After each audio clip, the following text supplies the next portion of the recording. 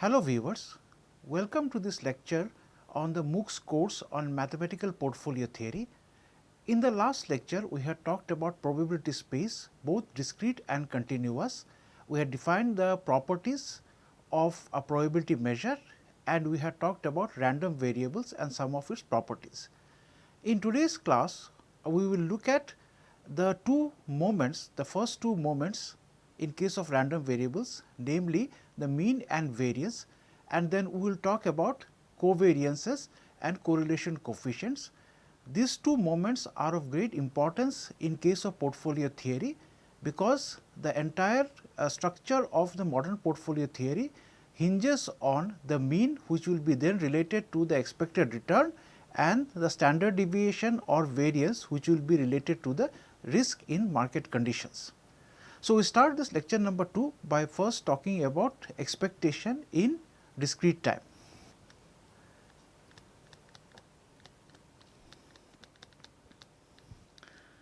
So, first we talk about expectation, and we will talk in the context of finite probability space.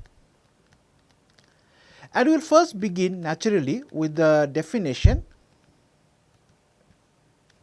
So, what expectation are you talking about? We are talking about the expectation of a random variable. So, let x be a random variable as already defined over a finite probability space omega p. Remember, the omega was the sample space and p was the probability measure. With omega, now since this is a finite probability space, so I take my omega to be comprised of some elementary events omega 1, omega 2 all the way to some omega n. Then the expectation, or sometimes we call it mean or even expected value of the random variable, that is the random variable x, is defined as E of x with a subscript p to indicate the probability measure, and this will be given by the summation of x of omega I, that is the value the random variable takes for omega I, into probability of omega I, and summing this over I equal to 1 to n. Now, if the random variable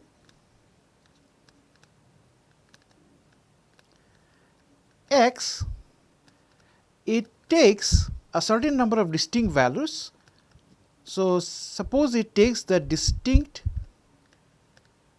values, and I will enumerate them as x1, x2 all the way to xm. In that case,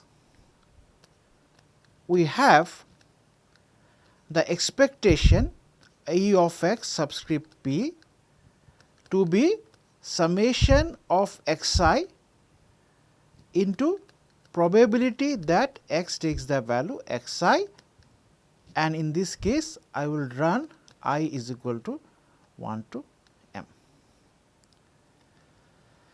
Okay. So, let us now introduce a certain notation. So, we say that, so let us denote the set of all random variables on the sample space omega with the notation RV of omega. Now, this is followed by a theorem, and we will see why you introduce this notation RV of omega. So, the expectation function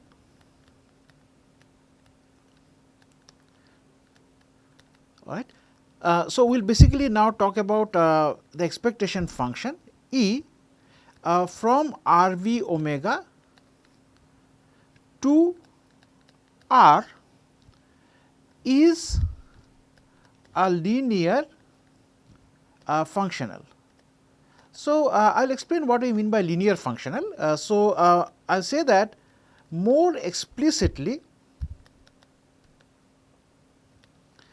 if we have any two random variables. So, for any two random variables which are customarily we choose them to be x and y, and for any real numbers which will customarily choose as small a and small b, we have the following result, that E of a x plus b y, this is going to be a into E of x plus b into E of y. Okay, now let us look at a proof of this, a simple proof of this. So, accordingly, we have to start off with the random variable x and the values it takes. So, let us suppose that the random variable x takes the values say x1, x2 all the way to say x m subscript 1, and the random variable y similarly it takes the values say y1, y2 all the way to ym2. Then the random variable, so we are interested in the random variable ax plus by, what does it look like? So, the random variable, remember that any linear combination of random variables is also a random variable. So, this random variable ax plus by, this will take the values of what form? It is going to take the values of the form a x I plus b y j with I equal to 1, 2 all the way to m1 and j is equal to obviously I will go all the way to m2. So, I equal to j equal to 1, 2 all the way to m2. Okay, so, what we are going to do now is we will next consider the events. So, now we will consider the events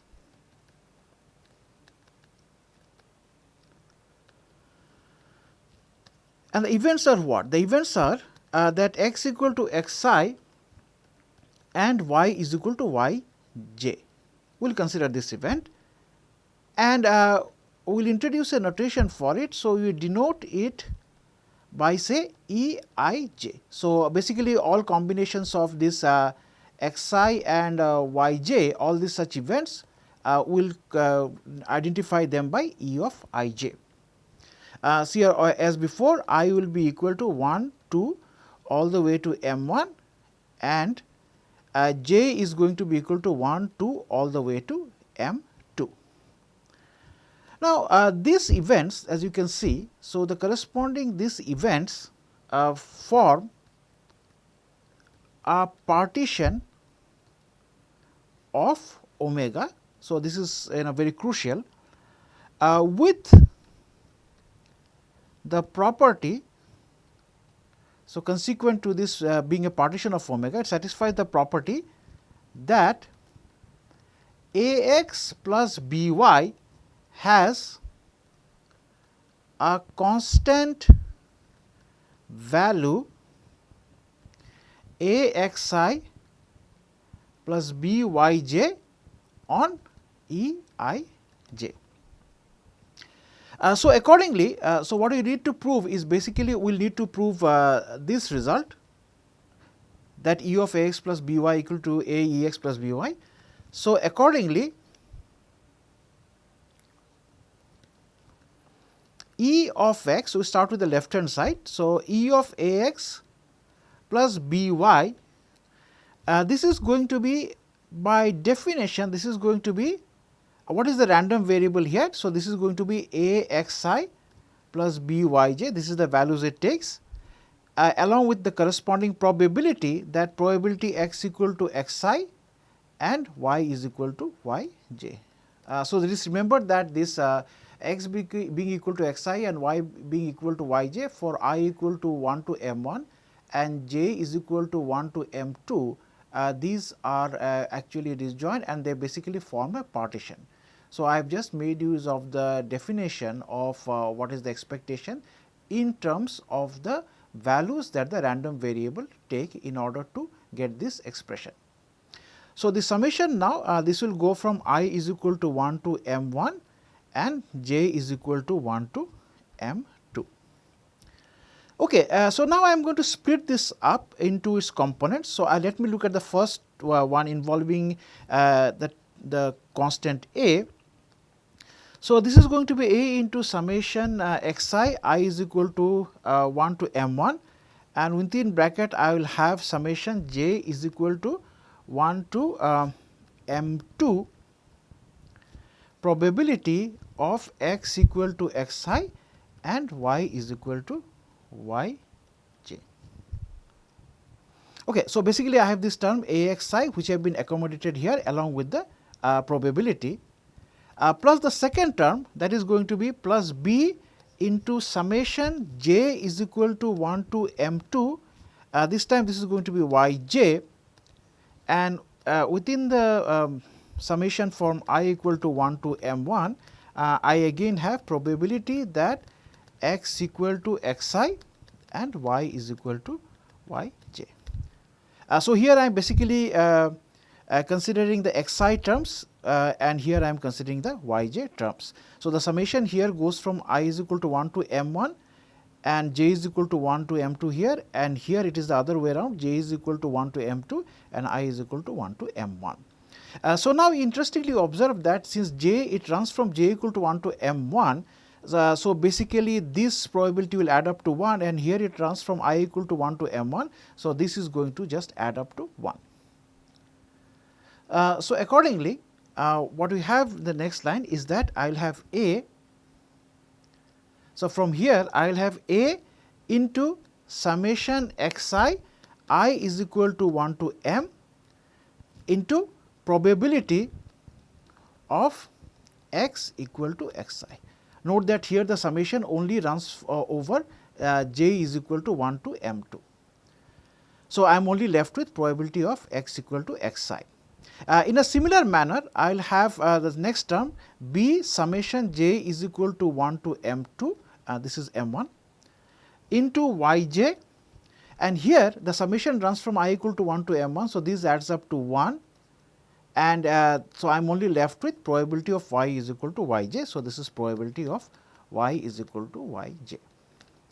So now observe carefully this term here, this is nothing but by definition the expectation of x. So we obtained a of Ex, and this term by definition is the expectation of y. So I have b of expectation of y. So this completes the proof for the linearity of expectation. Alright, so next what we do is we will just make an observation.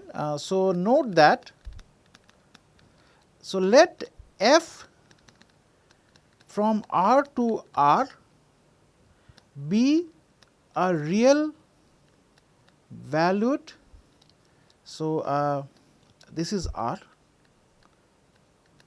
So this be a real valued function of a real variable. Remember, this is from R to R. And let x be a random variable.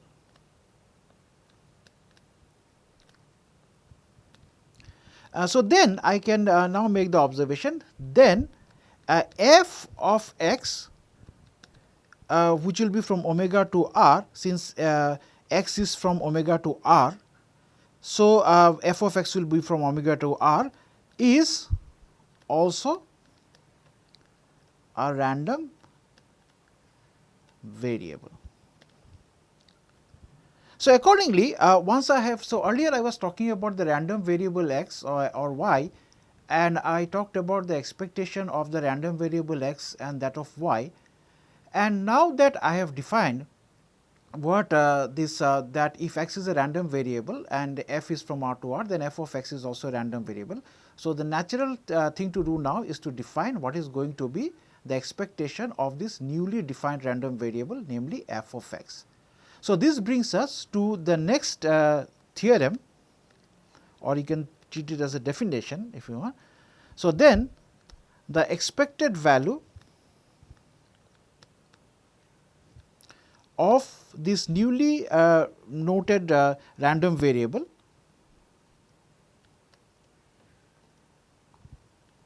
f of x is equal to, so this is going to be expectation of f of x subscript p as before. This is going to be, we take f of x omega I into p of omega I, and we run this summation from I is equal to 1 to n, and as before, if it takes the values x1 through xm, then this is simply going to be f of xi into probability that x equal to xi, and this time x equal to xi, and this time I will go from 1 to m. Remember that we had taken the random variable x to take the values from 1 through x1 through xm. Okay, so now what we want to do is that we have talked about the addition of random variables and function. So this brings me to the next definition, which is the expectation of the product of random variables. So let x and y be random variables, then the expected value of xy, this is defined to be, so for xy the random variable takes the value naturally xi yj with the probability that probability x equal to xi and y equal to yj, where I runs from 1 to m1 as before and j runs from 1 to m2. So the immediate consequence of this definition is the theorem pertaining to independent x and y. So if x and y are independent random variables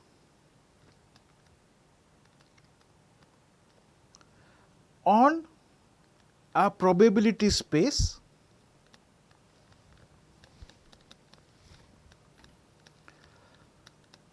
omega p, then the expected value of xy is going to be expected value of x into expected value of y. So once we have the definition of expectation in terms of a variable and as well as its linear combination, and we have talked about the expectation of the product of two random variables and what happens in case of both the random variables being independent of each other. So naturally the next thing that we need to look at is the variance. So accordingly we start the concept of variance and standard deviation. So the first thing we will look at is we will look at the definition. So again is the variance is for the random variable. So let x be a random variable, and since we have already defined expectation, so we will put the condition that it is this has a finite expectation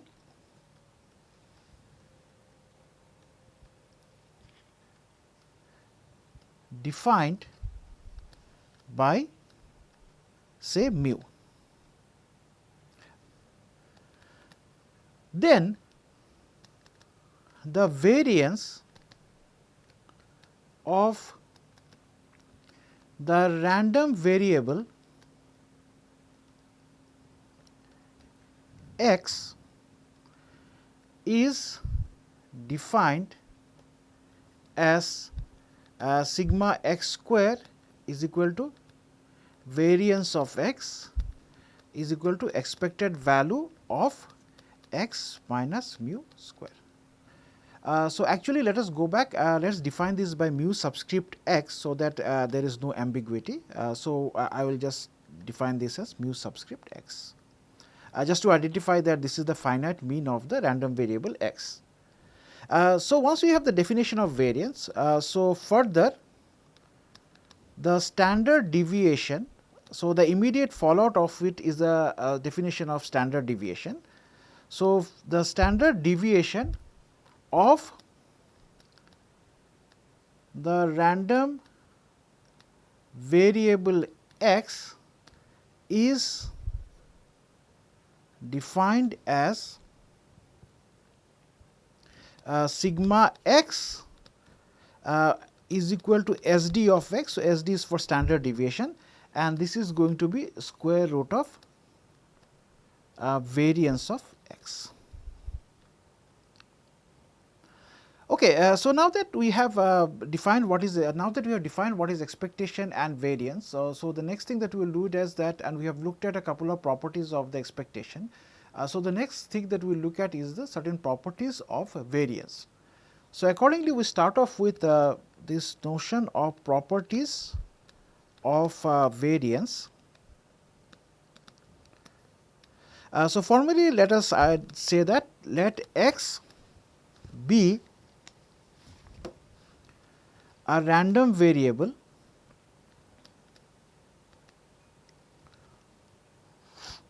with finite expected value, then the following properties hold. So let me enumerate the properties one by one. So variance of x, and we will look at this definition of variance of x. This can be shown that this reduces, so the expression on the right hand side here, this reduces to e of x square minus mu x square, which is e of x square minus e of x whole square. The second property is that if x is a constant random variable, then the variance of this constant random variable var x, this is going to be equal to 0. The third property pertains to the scaling. So, for any real number a, variance of a x is simply going to be a square variance of x. The fourth property, this is about the additivity. So, if x and y are independent random variables, and this is very crucial, these are independent random variables,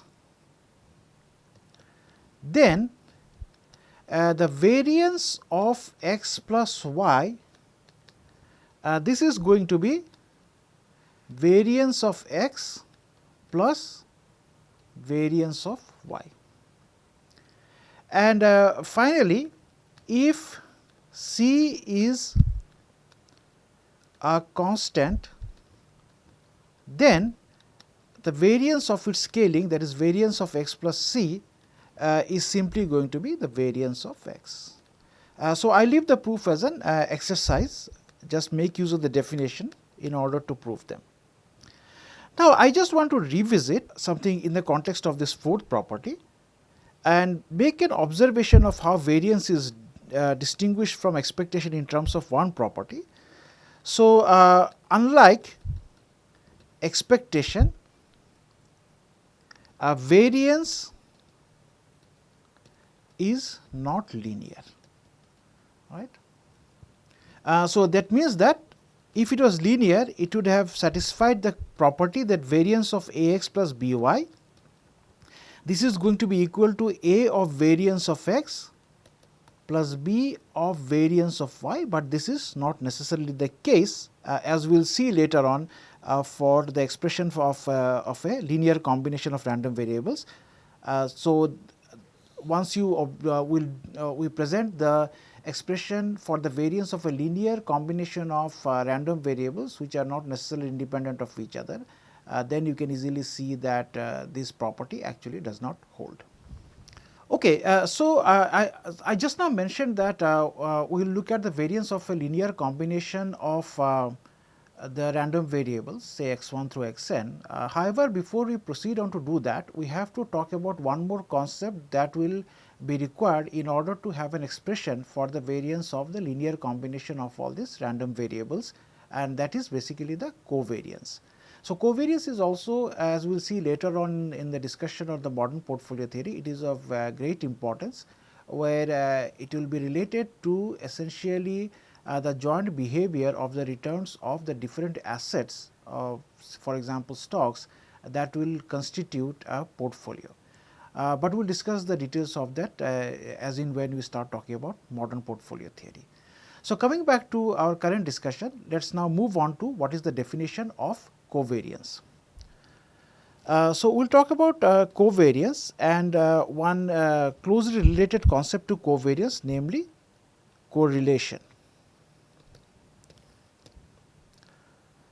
So, first let us start off with the definition. So, here if x and y are random variables with finite expectations denoted by, so we will denote them by mu x and the expectation of y to be mu y, and both of them are finite. So, we denote them by mu x and mu y respectively.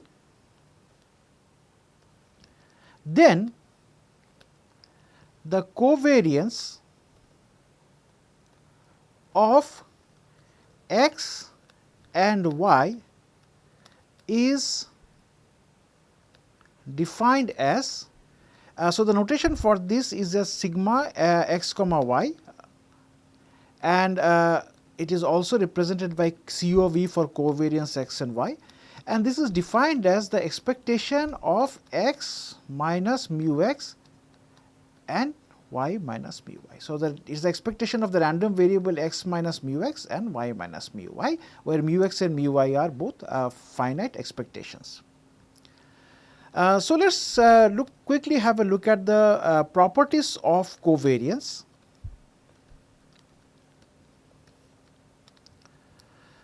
So, let x and y be random variables with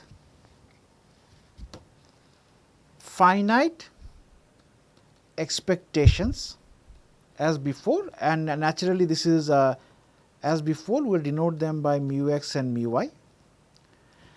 Then the following properties hold.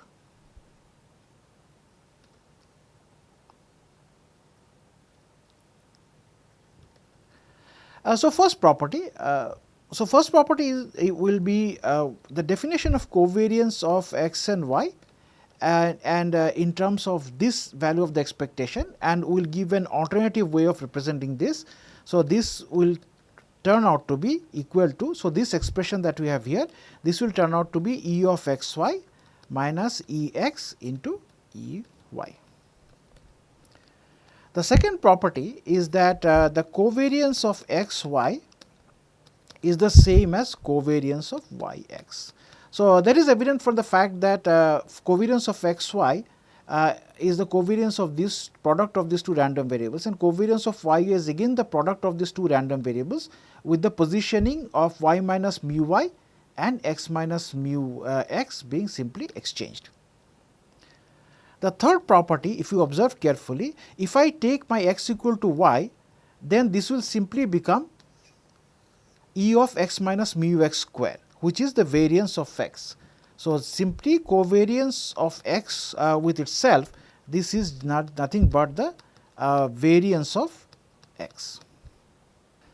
So, the fourth property is that if x is a constant random variable, then covariance of x y is going to be equal to 0. So, this is again evident from the basic definition of covariance, in which case in this case one of the expectations. So, suppose that here the x is a constant random variable. So, expected value of x, if x is the constant value c, then the expected value of x is also going to be equal to c. So, one of the factors in the definition of the covariance, that is x minus mu of x, that is going to be equal to 0, which will render the covariance to be equal to 0. Okay, so the next come to the fifth property. So, for any real numbers a and b, covariance of ax plus by, this random variable with the random variable say z, this is going to be a times covariance of xz plus b times covariance of yz. So, this will be used when you later on look at the portfolio theory and talk about the single index model. Finally, one property is that the absolute value of covariance of xy, this is going to be less than or equal to the standard deviation of x into standard deviation of y. Moreover, just one more observation. So, here this is the inequality. So, I need to sort of look at what happens or under what circumstance the equality will take place. So, moreover, the equality in this above relation, so the equality holds if and only if either one of x or y, so one of the random variables is a constant, or if there are constants a and b for which y is equal to ax plus b. So, in the first case, if either of them are constant, then both the sides are going to be equal to 0 and the equality will hold, or the other circumstance in which the equality can hold is one of the random variables is a linear combination of the other in terms of this constants a and b. Okay, now, once we have talked about the properties of covariance, the next thing that we will look at is we will introduce the definition of correlation. So, again, if x and y are random variables with finite expectation and non-zero variances, and we will see once the definition is placed as to why we need non-zero variances, then the correlation coefficient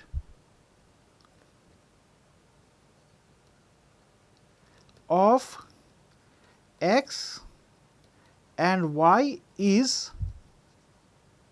defined as rho xy is equal to covariance of xy divided by sigma x into sigma y. So, this is the because we have sigma x, sigma y in the denominator, that is the reason why we needed to have non-zero variances. So, we note that using property 6, so remember the property 6 was that the absolute value of covariance xy is less than or equal to sigma x into sigma y. So, if I bring this on the left hand side, from there it follows immediately in the context of rho xy, it follows immediately that absolute value of rho xy is less than or equal to 1, or this means that rho of xy lies between -1 and +1. So, this is an important property. So, next we make one observation in the context of the fact that rho x1 lies between -1 and +1. So, rho xy, this assumes one of the boundary values of plus or minus 1 if and only if there exists a constant a not equal to 0 and b, so there are actually two constants for which y is equal to a x plus.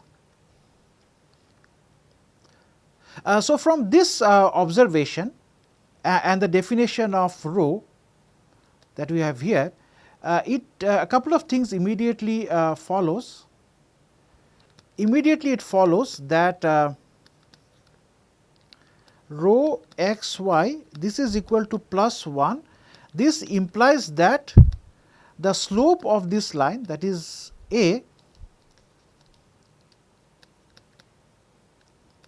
is greater than 0, and for the other extreme value of rho xy, that is -1, it follows that the slope a is less than 0.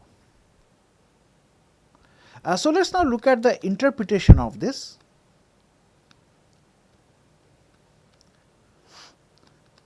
So, if rho xy is equal to +1, so this means that y is equal to ax plus b with a positive. So, then it means, so I am making this inference from the fact that y is equal to ax plus b with a being positive, in this case of rho xy equal to 1.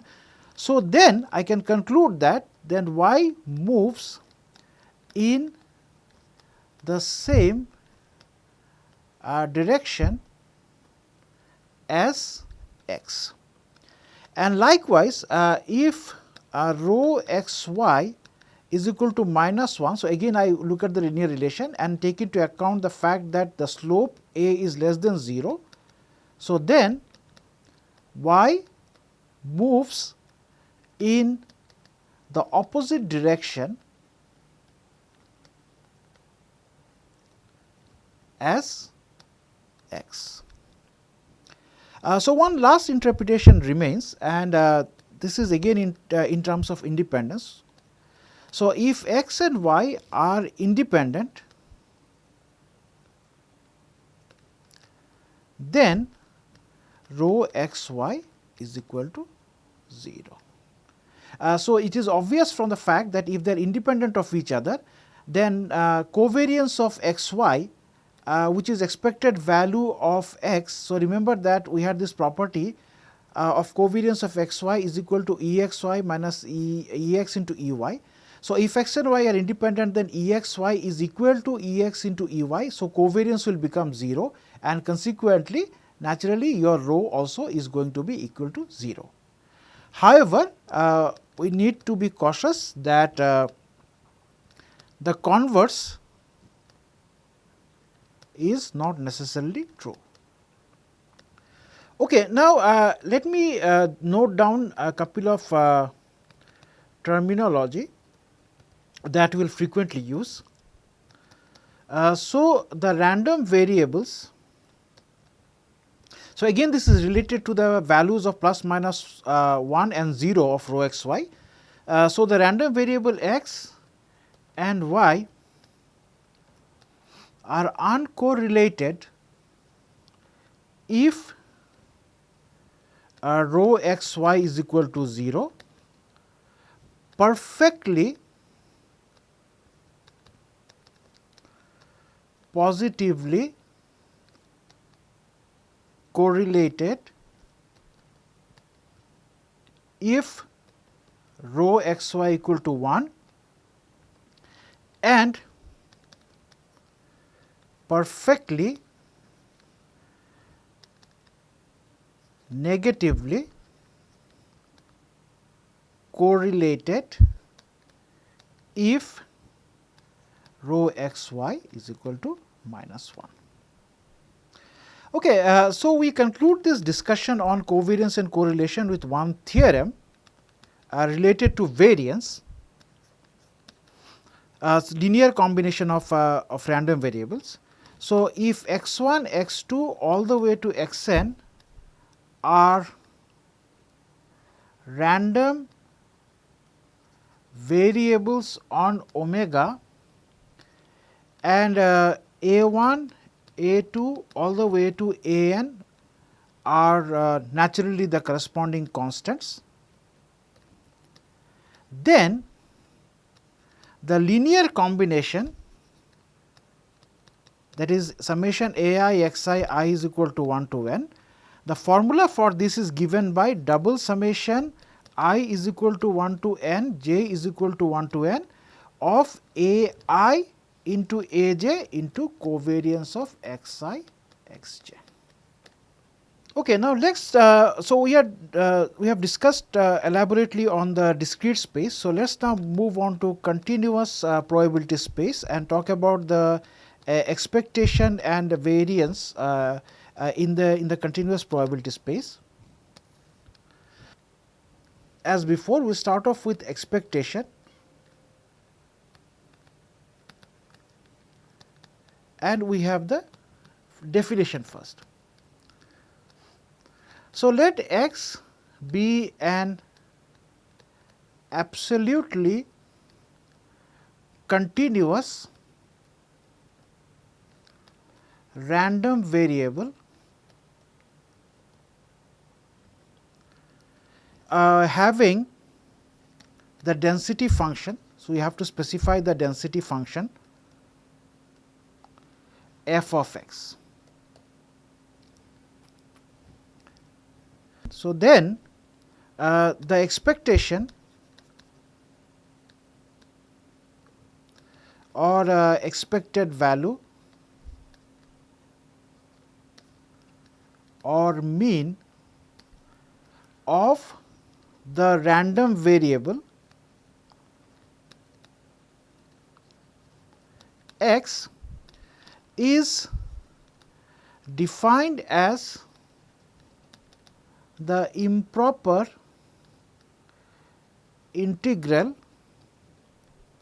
So, as before I will use mu x to give as the notation for expectation of x, and this is defined as the improper integral of minus infinity to plus infinity x into f of x dx. So, this is similar to summation x I into p of x equal to x I. However, we need the condition provided that integral minus infinity to infinity absolute value of x f of x dx, this is and finally, we come to variance. So, for this, so let us look at the definition. The variance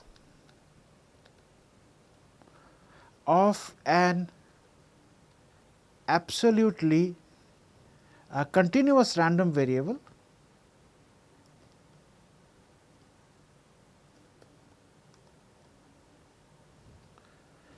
x is defined as was the case with the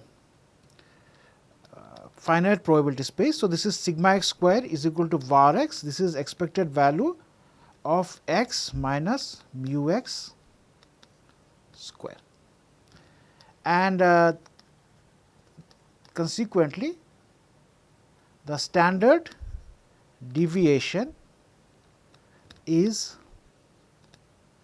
defined as sigma x is equal to SD of x is equal to is defined as the square root of variance of x. Further, if x is a random variable and say g from R to R is a measurable function,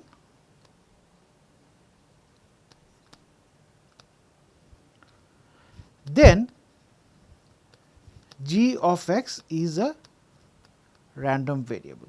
So, recall that we had something similar in the finite space. Then g of x has the expectation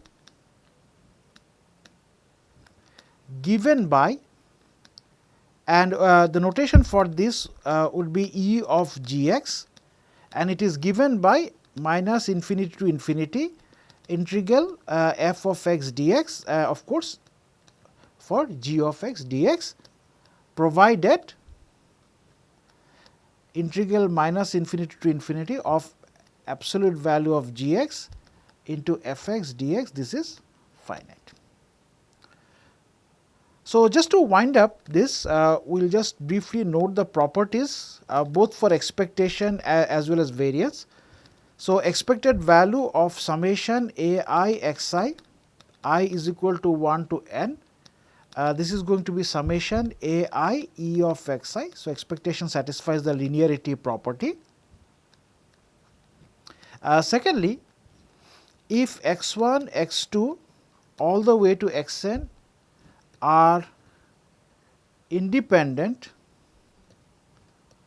then expected value of x1, x2 all the way to xn, this is going to be product of E x I is equal to 1 to n.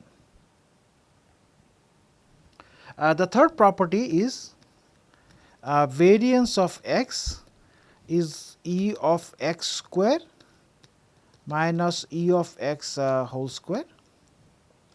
The fourth property is that variance of summation a I x I is equal to 1 to n, this is summation a I square variance of x I is equal to 1 to n for independent x i's. And the last property is variance of x plus minus a is variance of x for some real constant a. So, this brings us to the end of this lecture.